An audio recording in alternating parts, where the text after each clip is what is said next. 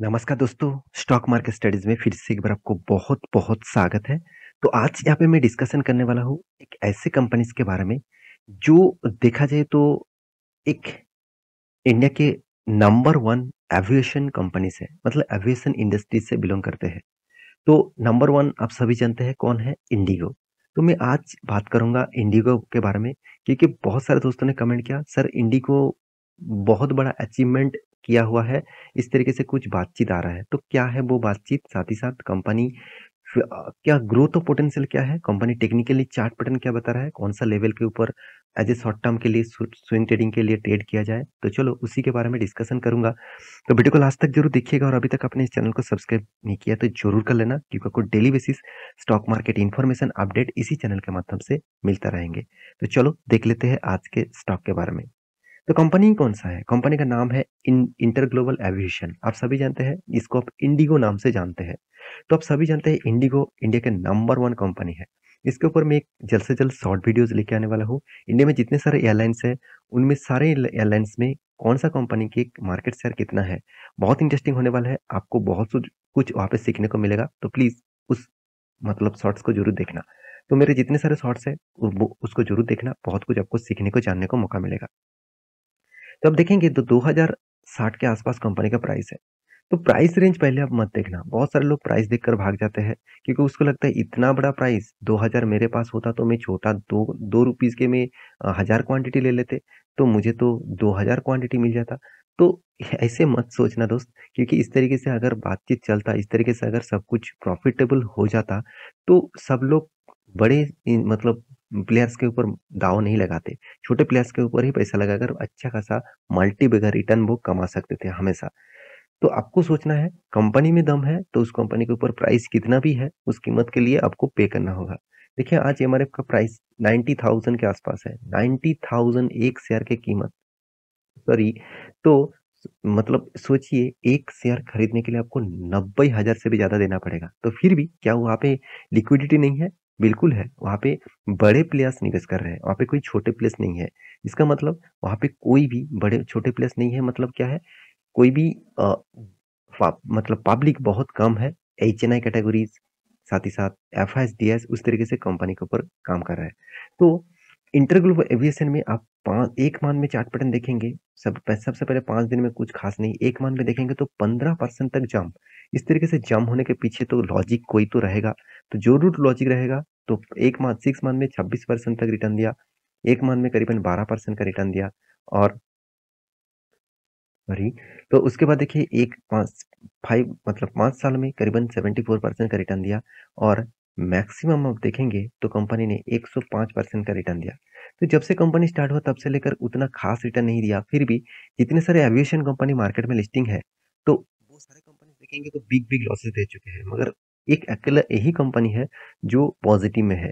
तो साथ ही साथ कंपनी एक्स्ट्रा बेनिफिट भी दिया है, उसके बारे में बात करूँगा। तो उससे पहले कंपनी क्या गुड न्यूज़ दिया, उसी के बारे में बात कर लेता हूँ। देखिए कंपनी एक बहुत बड़ा गुड न्यूज़ दिया और गुड न्यूज़ आया है कौन-सा साइट के ऊपर मनी कंट्रोल साइट के ऊपर। तो आप इस साइट के ऊपर जाकर विज़िट कर सकते हैं, इस न्यूज़ को ध्यान से देख सकते हैं। तो मैं पूरा credit money money control site को दूँगा। तो यहाँ पे देख सकते हैं Indigo is back with bang. इसका मतलब क्या है? इंडिगो फिर से बैक किया। कहाँ पे बैक किया? किस लिए बैक किया? तो चलो उसी के बारे में डिस्कस करूँगा। तो इंडिगो एयरलाइंस जो है, क्या बताया जा रहा है? The domestic market summary for November released by the यहाँ पे देखिए डायरेक्टोरेट यहाँ पे देखिए जनरल ऑफ सिविल एविएशन सोज मतलब जनरल ऑफ सिविल एविएशन जो सोज है वहाँ पे मतलब एनालिसिस किया जाता है तो कि कौन सा कंपनी परसेंटेजली देखा जाता है सबसे ज़्यादा मार्केट को कैप्चर करके रखा और कौन सा कंपनी सबसे ज़्यादा यहाँ पे मार्केट शेयर को कैप्चर करके रखा। आप देखेंगे ध्यान से कि passengers carrier by the IndiGo shrunk by passenger point 55.7% from the previous month. तो प्रीवियस मंथ से कंपनी 55.7% का जंप दिखाया। एक बहुत बड़ा ग्रोथ दिखा इंडिगो में क्योंकि देखिए लोग प्रेफर करते हैं अभी देखिए जब कोई कंट्रीज का ग्रोथ होता है तब जितने सारे ट्रांसपोर्टेशन माध्यम है वो सारे ट्रांसपोर्टेशन माध्यम का ग्रोथ होता है। सबसे ज़्यादा ग्रोथ होता है एयरलाइंस का क्योंकि आप जानते हैं मान के चलिए आपके पास पैसा तो है मगर आपके पास टाइम नहीं है। क्या आप मतलब मान के चलिए आप बेंगलुरु से मतलब दिल्ली तक ये जो सफ़र है, कि आप ट्रेन से जाएँगे, तो वहाँ पे आपको 1 दिन से भी ज़्यादा लग सकते हैं, या आप 2 घंटे में सफ़र कंप्लीट कर सकते हैं। तो आप चाहेंगे, आपके पास पैसा है, तो आपके पास टाइम कम है, तो आपको जल्द से जल्द पहुँचना है, तो आप फ्लाइट ले लेंगे। पैसा ज़्यादा भी पड़े, कुछ फ़र्क नहीं पड़ता है। तो फिर भी इंडिगो जिस प्राइस में और जितने सस्ते दामों में आपको सारे के सारे चीज़ ऑफ़र करते हैं, डिस्काउंट में देते हैं, टिकट का बुकिंग, तो वो दूसरे कोई कंपनी आपको बुकिंग टिकट उतना कम प्राइस में नहीं देता है। तो यही आपको जानना है, यही आपको सोचना है कि आप जिस कंपनी के ऊपर निवेश कर रहे हैं, क्या वो कंपनीज़ आपके फ्यूचर बढ़ा सकते हैं? क्या वो कंपनीज़ आपको फ्यूचर के लिए एक अच्छा खासा ग्रोथ दे सकते हैं? तो मैं ज़रूर कहूँगा, इंडिगो, एविएशन जैसे कंपनीज़ के ऊपर आपको फ़ोकस ज़रूर रखना होगा, क्योंकि देखिए एविएशन इंडस्ट्रीज़ सबसे ज़्यादा एक्सपेंस इंडस्ट्रीज़ है, मतलब सबसे ज़्यादा उसको खर्चा होता है। जितना वो इनकम करते हैं उससे कई गुना ज़्यादा उसका खर्चा हो जाता है, क्योंकि उसका जो मतलब फ्यूल लगते हैं, उसका जो कॉस्टिंग आते हैं, वो जितने सारे एयरलाइन्स मतलब जितने सारे एयरपोर्ट में वो मतलब फ्लाइट को टेकअप करते हैं, टेकआउट करते हैं, तो वो प्लेस भी उसको अच्छा खासा एक चार्जेस देना पड़ता है। तो यही कारण में एविएशन इंडस्ट्रीज़ में सबसे ज़्यादा एक तकलीफ है। तो फिर भी उसको मेंटेन कर रहे हैं इंडिगो जैसे कंपनी, तो सोचना उसका मैनेजमेंट टीम कितना स्ट्रॉन्ग है। तो फिर भी इस कंपनी के बारे में डिस्कशन करूँ, तो कंपनी में आप देखेंगे तो कंपनी देखिए एनुअली कितना 6000 करोड़ के आसपास लॉसेस है। तो लॉसेस दिख रहा है, मार्केट कैप 79,000 करोड़ के आसपास है, 40,000 करोड़ के आसपास कंपनी का कर्जा भी है। तो कंपनी का सेल्स ग्रोथ अच्छा खासा होने के बाद भी प्रॉफिट मार्जिन बहुत कम है, क्योंकि देखिए कंपनी सेल्स तो बहुत अच्छा खासा कर रहा है, मगर कंपनी का एक्सपेंस इतना ज़्यादा है, उसके हिसाब से कंपनी का प्रॉफिट मार्जिन डाउन हो रहा है। चलो मैं वो भी आपको दिखा देता हूँ। देखिए सेल्स का ग्रोथ 2011 से देखा जाए तो 2022 तक कंपनी का सेल्स का ग्रोथ कितना शानदार दिखा। लास्ट सालों में 2022 एंड 2023 के डेटा के आधार के हिसाब से देखा जाए तो कंपनी इस बार सबसे ज़्यादा सेल्स किया। देखिए इतना सेल्स होने के बाद भी कंपनी का एक्सपेंस उसी लेवल में है। देखिए 2020 में क्या हुआ था, 25,900 करोड़ का सेल्स था, 25,300 करोड़ के आसपास एक्सपेंस है। उसके बाद कंपनी का कर्जा भी है, उसको भी कंपनी का इंटरेस्ट के हिसाब से मिटाना पड़ेगा। तो वो मिटाने के बाद कंपनी के हाथ में प्रॉफिट नहीं, उल्टा लॉस हो चुके हैं। तो पहले कंपनी प्रॉफिटेबल बिजनेस में था, जब मार्केट में कंपटीशन बढ़ गया, तो अब कंपनी का प्रॉफिटेबल बिजनेस नेगेटिव में आ गया। तो फिर भी इस कंपनी ने आपको कंटिन्यूअसली रिटर्न जबरदस्त दिया है। 12%, 17%, 12%, इससे ज़्यादा क्या चाहिए? स्टॉक मार्केट में कंटिन्यूअसली इस तरीके से रिटर्न दे रहा है, मतलब कंपनी में कुछ ना कुछ पॉजिटिविटी अभी है, फ्यूचर में रहेंगे कि नहीं रहेंगे वो आपको चेकआउट करना पड़ेगा हमेशा, हर क्वार्टर एंड होने के बाद। और आप मेरे वीडियो देखते रहिए, आपको मैं हमेशा डेटा देता रहूँगा।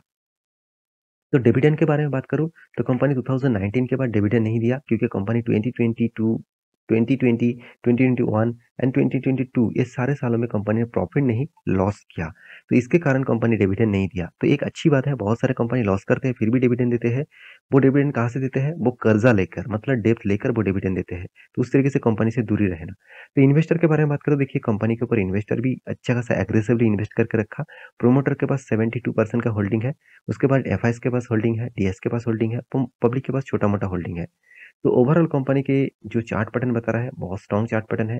मैं आपको पहले जो वीडियो बना के दिया था, ए वो वीडियो में आपको बता रहा था, यहाँ पे जो कैंडल बना था, इस कैंडल के ऊपर आपको एक स्विंग ट्रेडिंग दिख रहा है, क्योंकि ये जो कैंडल है, एक देखा जाए तो मॉर्निंग स्टार जैसे कैंडल बना है। तो उस मॉर्निंग तक स्टार कैंडल को जब ब्रेकआउट करते हैं, तो एक बहुत बड़ा रैली देखने को मिलता है। वो रैली कहाँ तक जाएगा? एक ट्रेन लाइन में आपको ड्रॉ करके दिया था। वो ट्रेन लाइन आपको बता रहे थे कि इस लेवल तक वो हाई करेगा, करीबन 2063 तक हाई करेगा, और इसका एंट्री प्राइस था करीबन ₹1627 के आसपास। तो ये हमारा प्रीमियम लर्निंग ग्रुप में रिकमेंड किया गया था। आप लर्निंग ग्रुप जॉइन कर सकते हैं टेलीग्राम को, नीचे लिंक दिया गया है। तो अभी थोड़ा-सा अभी कोई भी पीरियड नहीं बना है, तो अभी इस लेवल को ब्रेकआउट करने दीजिए, उसके बाद कुछ भी एंटर होने के लिए ज़रूर सोचना। तो आशा करता हूँ सारी जानकारी आपको मिल चुका है। मेरी वीडियो टोटली एजुकेशन पर्पज़ में था, कोई बाय एंड सेल का रिकमेंडेशन नहीं था। आप ध्यान से इस वीडियो को 2 बार देखना, अगर आपको कुछ मिस हो गया तो। और वीडियो को दोस्तों के साथ शेयर भी करना। मिलते हैं नेक्स्ट नया स्टॉक लेके, तब तक के लिए अच्छे से रहिए, अपना ख्याल रखिए। Bye bye.